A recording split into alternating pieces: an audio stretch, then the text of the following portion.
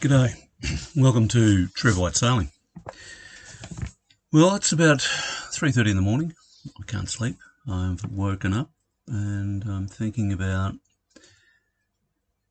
Tonga or Fiji. Fiji or Tonga. Currently in Picton, New Zealand, down in the South Island.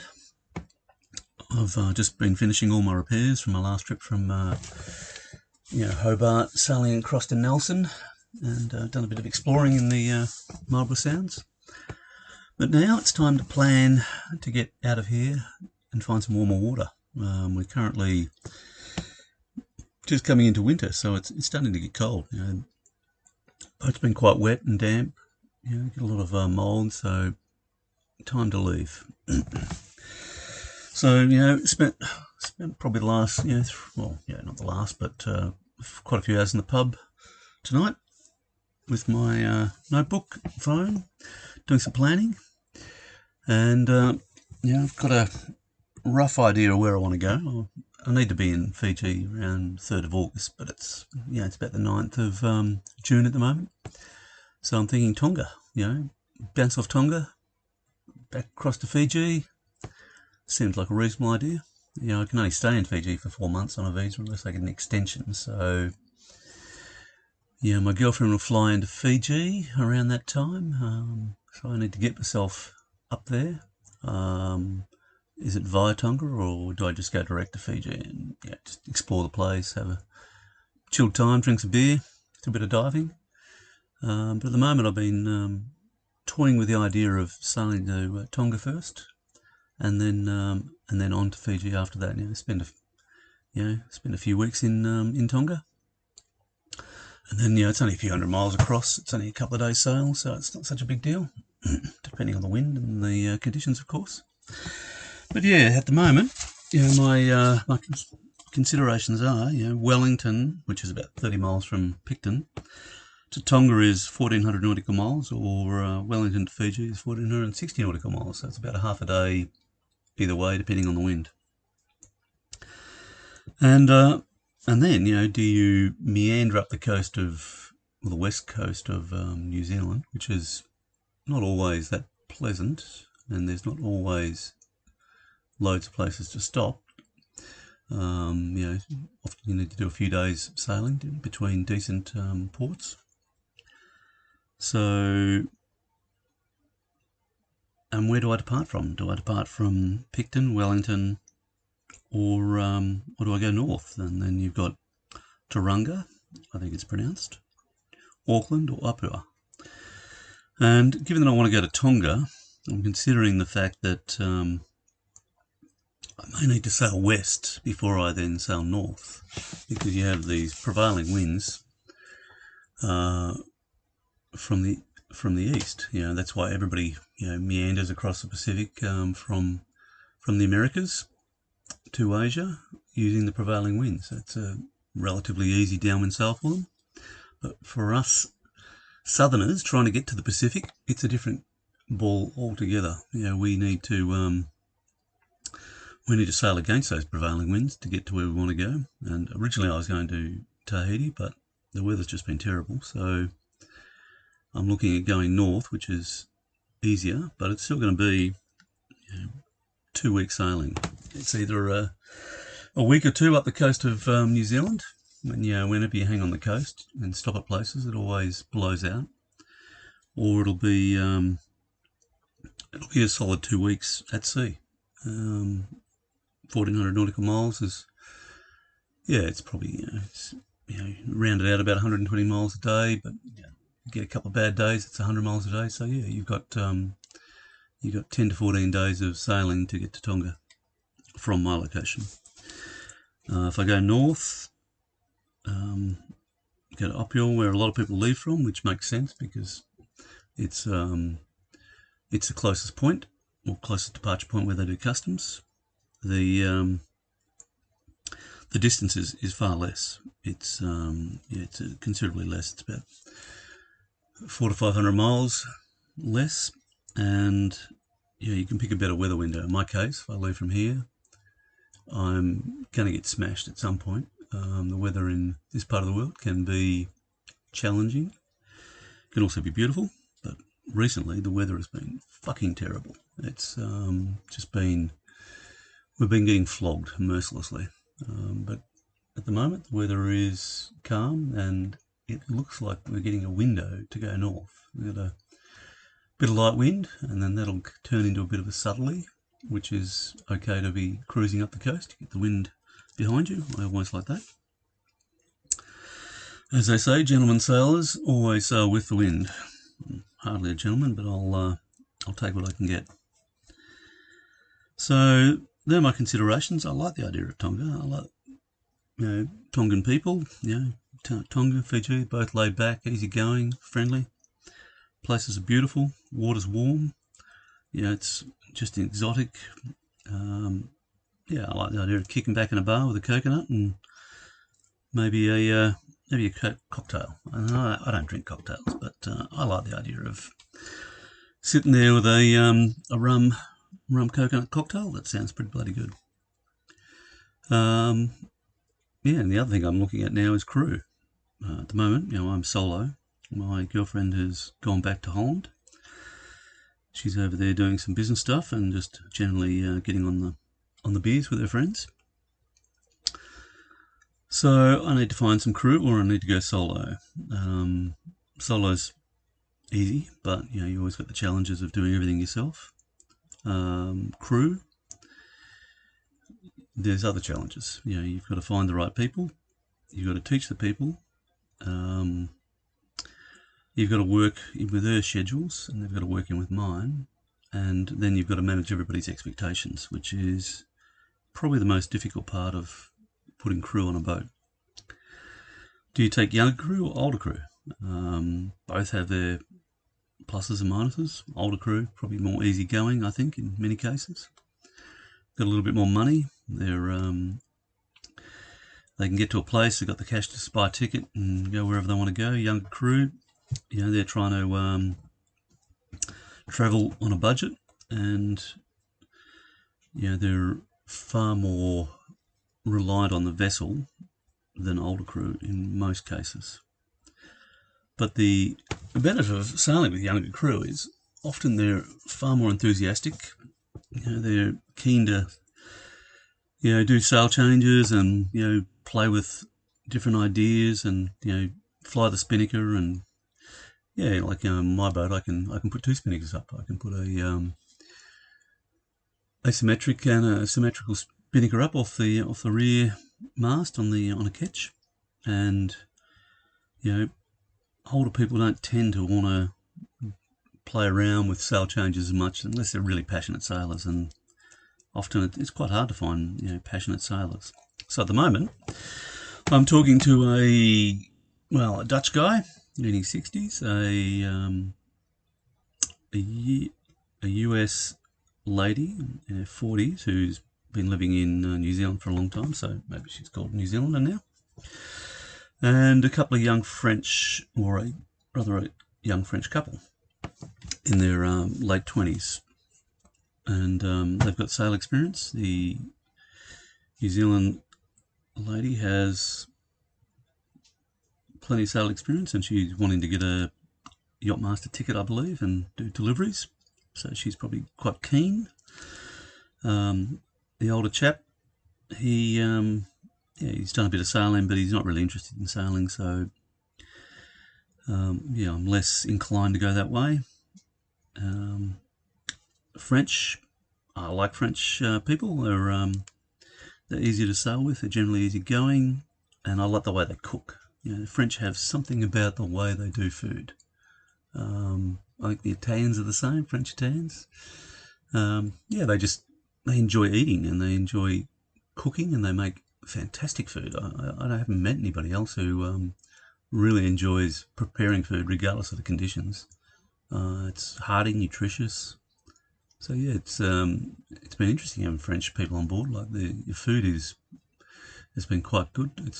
It's amazing what they make and how they prepare it, and I'm always impressed. Like where I will for lunch maybe just do a wrap with some cold meat and cheese, or even a castilla, heat it on the frying pan. something simple, maybe even soup. They'll go downstairs and they'll cook pasta, and then they'll cook up the veggies, slice spuds, get some other vegetables, mix it all together, and 20 minutes later you've got a fantastic hearty meal. I'm always surprised at people who otherwise suffer from seasickness will go downstairs and cook a meal and come up without any complaint. So yeah, the French have got a foot in the right direction at this stage, and they seem like a nice young couple travelling around the world. So yeah, it could even be a French couple and the New Zealand lady. There's enough room for 4 people, but that's getting pretty busy in my boat. I like to sail with 2 or 3 people, so a couple, that makes it easy. But my boat is a traditional style, has a rear cabin which I've got, and then the guts of the boat, which is the galley and the saloon or the lounge area. That is also the main sleeping area. It's probably the most comfortable part of the boat. It's deep in the water and has the best bunks, but it's also your communal space as well. Forward of that, I've got quite a large toilet shower area. It's also got my dive compressor and my sail locker. And then forward of that, I've got another double cabin, V-berth. It was made for bloody midgets. So unless you're 5.5 feet, it's a bit cramped up there, and it's quite claustrophobic, so not everybody wants to sleep in the V-berth. Also, it's punishing in big seas because you're just getting pounded into the waves.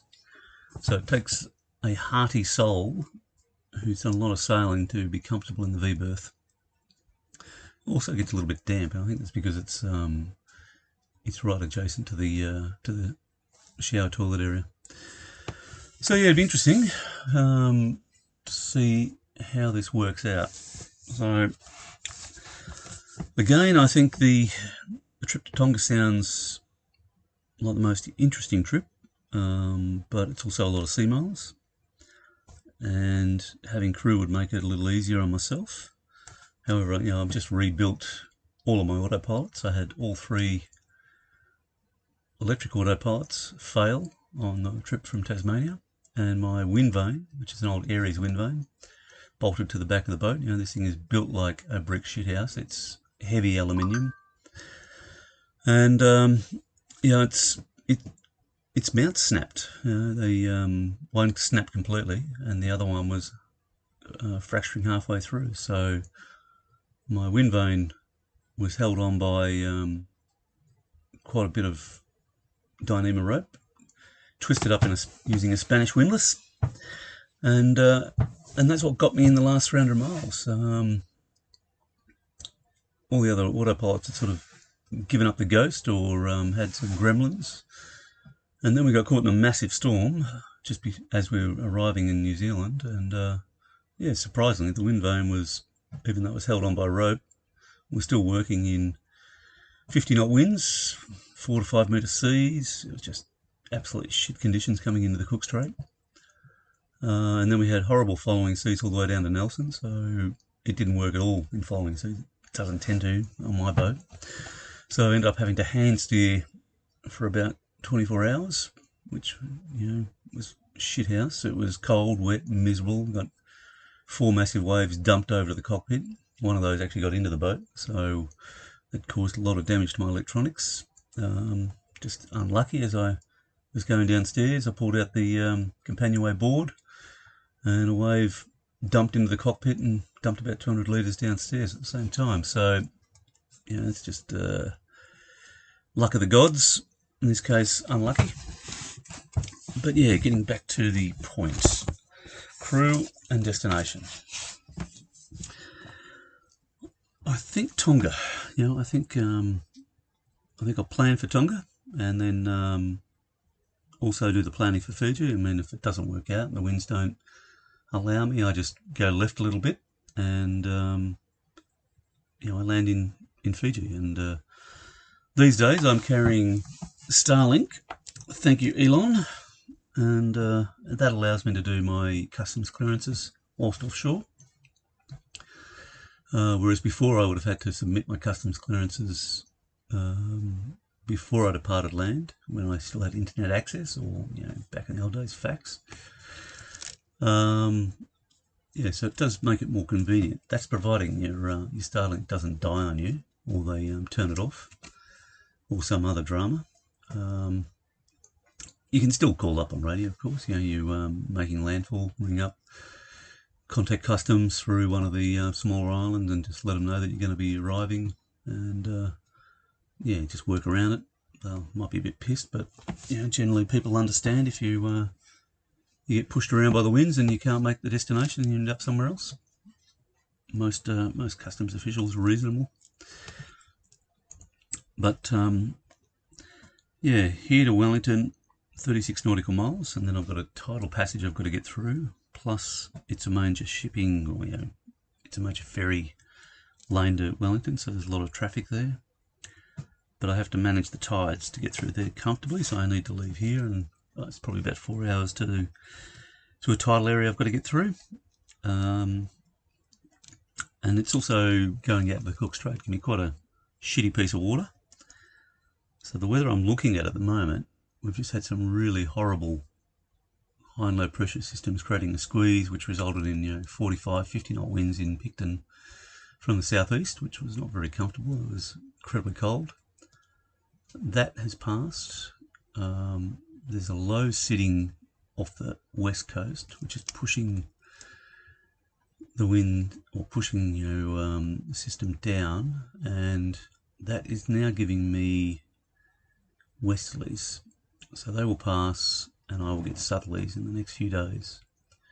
In between that, I'm going to get a period of very light wind, which would make it quite reasonable to motor out of here.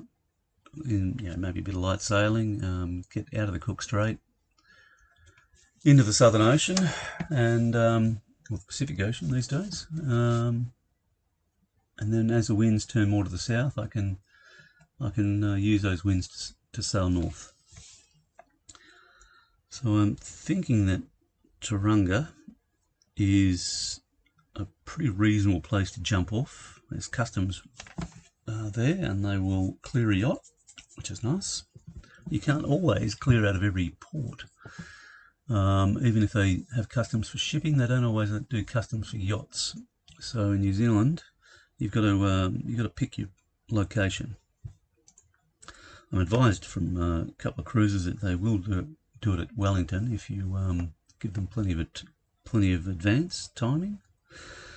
But yeah, Wellington's still quite south, and if I get caught in a decent weather system and I want to go and hide, if I've cleared customs, then I've got to clear customs again, which is a pain in the ass for me and them. That's just inconvenient. So I'm probably better off clearing customs a little bit further up, unless my crew turn out to be quite hearty sailors and don't mind just punching out into the big green and going for it.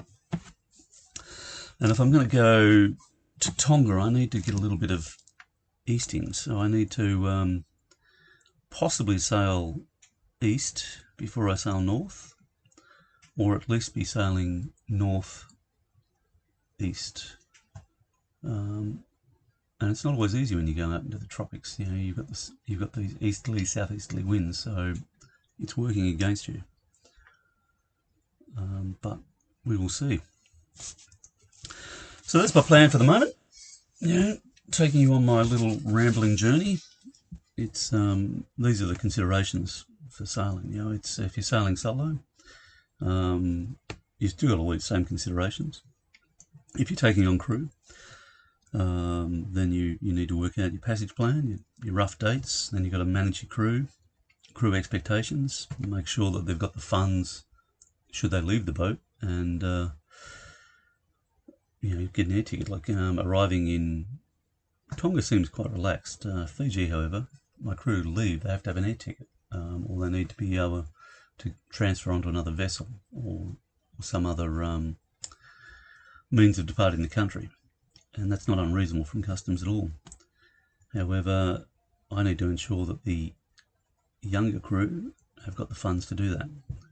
A particular French couple I'm in this case are talking of doing some Pacific stuff and then not sailing but flying to America and exploring the States, which is all good.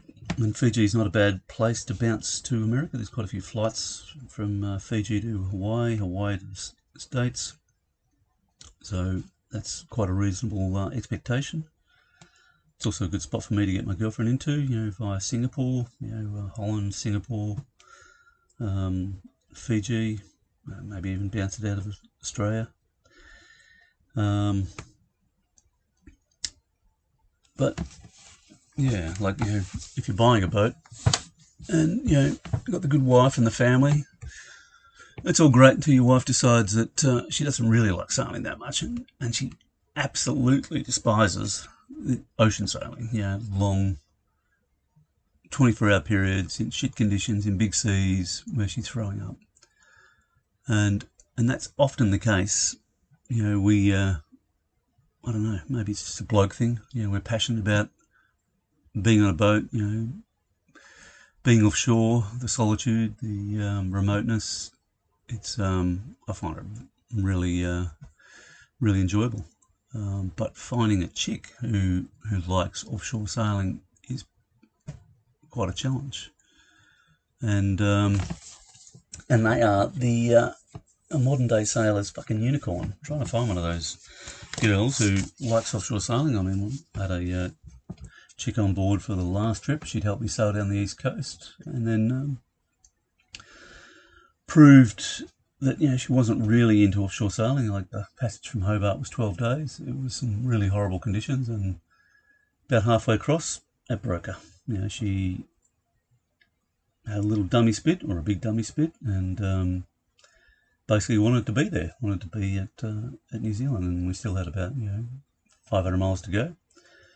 There's not much I could do as the captain. I have to sit her down and explain that the boat is just doing what the boat's doing, and the fact that we are sailing north to go around a quite nasty weather system to then go further east is better than sailing straight through the weather system and getting beaten up.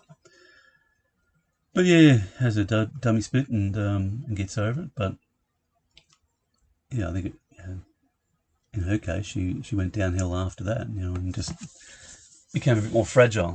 So if you've got a wife, do some test sailing. Jump on other people's boats and do some long ocean passages if that's what your plan is in life, and make sure that your wife, girlfriend, partner can cut the mustard, is going to do it. And if that's the person you want to spend the rest of your life with, you might have to change your plans or change your partner. And then you've got to find that unicorn, and they are difficult to find. Not impossible. There's plenty of blokes out there sailing around the world with